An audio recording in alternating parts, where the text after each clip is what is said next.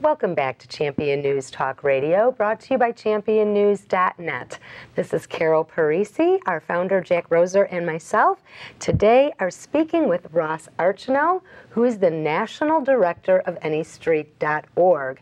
Before the break, we were talking about what is going to be required from the Tea Parties and the grassroots to do what's necessary for 2012. Jack, you were saying that before we went to break. What are some of your ideas, and let's engage in a conversation.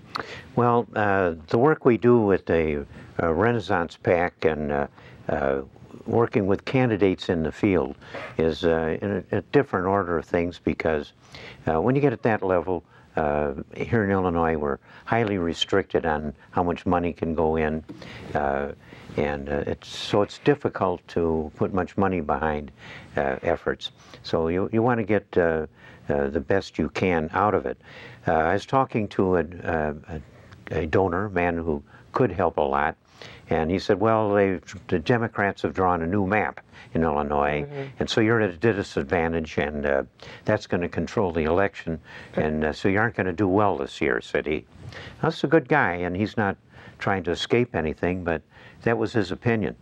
And what I said to him is, look, the parties used to compete on a more or less even level, where the Democrats had something more because they had the unions, particularly the teachers' union, put a lot of people on the ground, and so that existed, but the Republicans managed to compete more or less.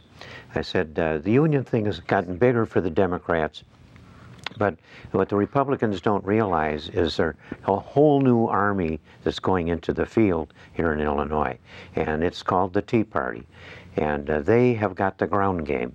And believe me, that reduces the cost of politics a lot. Still takes some money, but not near as much as the old-style Republican way was to get a lot of TV and a lot of mailings.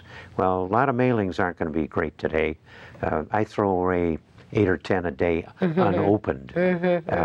And television isn't what it once was, because now you got a couple of hundred stations. Too many choices, clear. Yeah. And people have turned off to some degree on that. It's not that effective. So the old way of election for Republicans just is not the way to go.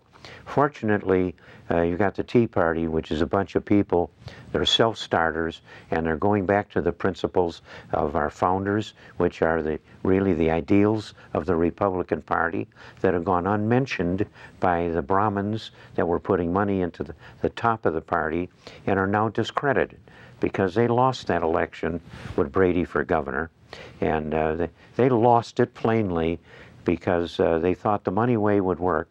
There's like $15 million went into that election. And it was wasted because they didn't let Brady have an edge. He couldn't come out on things like, for instance, the huge debt that's looming over Illinois, some $80 billion just for the pensions and just in the K-12 system.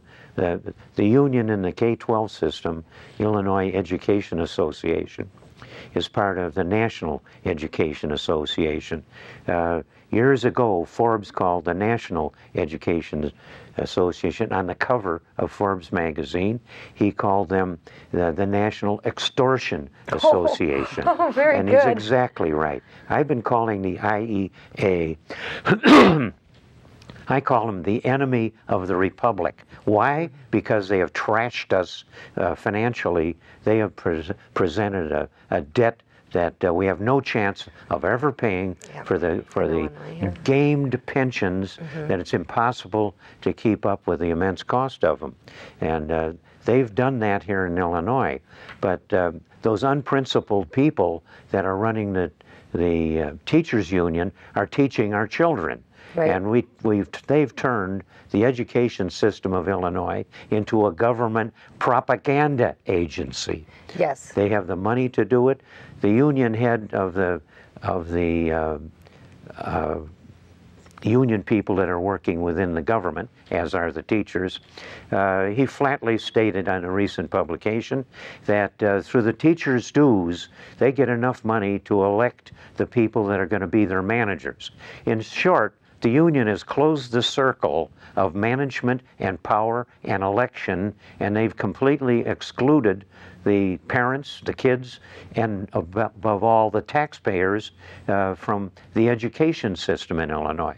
The hardest thing to get elected to in politics is a school board. Well, and you know what? In this coming election, we really got to face the IEA and its grip on the throat of education here in Illinois. And the grassroots have to do that. Those guys up in Wisconsin, the governor of Wisconsin is the great example of how you take on the union and get that trash out of running our schools and running so much of the government, because they put so much money into the Democrats and teachers walking in elections.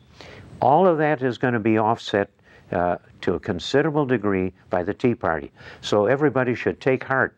It isn't just the map. It's going to backfire on them, because the Tea Party has got on its side because of the issues. The principles of the United States are what the Tea Party stands for.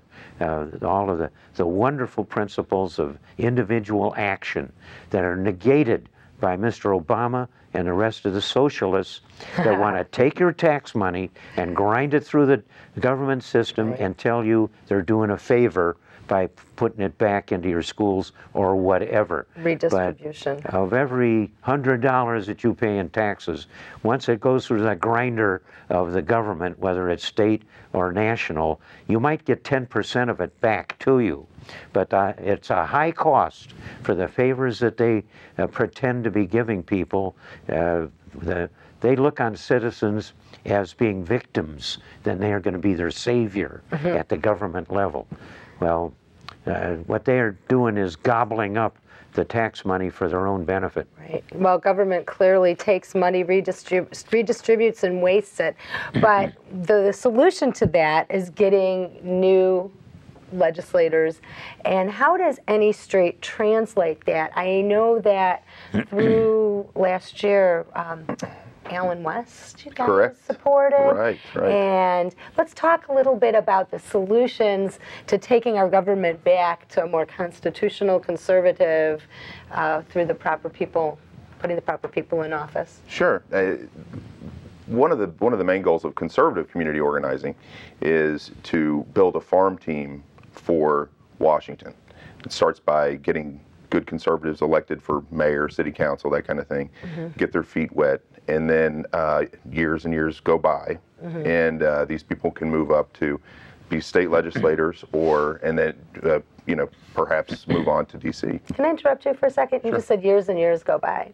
So clearly what I'm hearing from you is that this is going to take time and this is going to be a process. The liberals started this back in the early 1900s with the Frankfurt School. This is not something that we're going to be able to flick a switch and get our country back. I hope that nobody thinks that that's the way this works.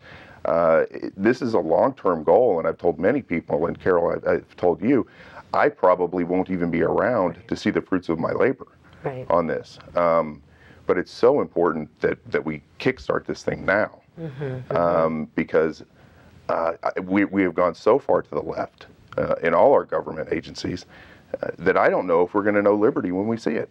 I have the opinion that Obama, who's temporarily the President of the United States, the careless spending of trillions of dollars has endangered this country. We could be being pushed into a financial disaster where the debt is more than can be managed, and that thing is being played out by the Speaker of the House, Boehner, is holding tough, at least for now. Whereas I think that Obama is driving this country deliberately towards bankruptcy. I think that's what he wants. The Cloward-Piven strategy? He wants a bankruptcy because only a dictator can handle it after that, is the message that he's giving us. Mm-hmm. He's going to be the strong man, like he was from South America or something, and is going to be capable of running a bankrupt nation because he is driving it toward bankruptcy. And if Boehner and the Republicans that have taken over the House don't hold on and stand tough, Obama is going to drive us into bankruptcy. Well, he's dangerous. Elections are coming in 2012. Mm-hmm. Bye-bye Obama would be a really good campaign slogan for whoever after the break, and how we are going to implement Bye-bye Obama 2012. I like that.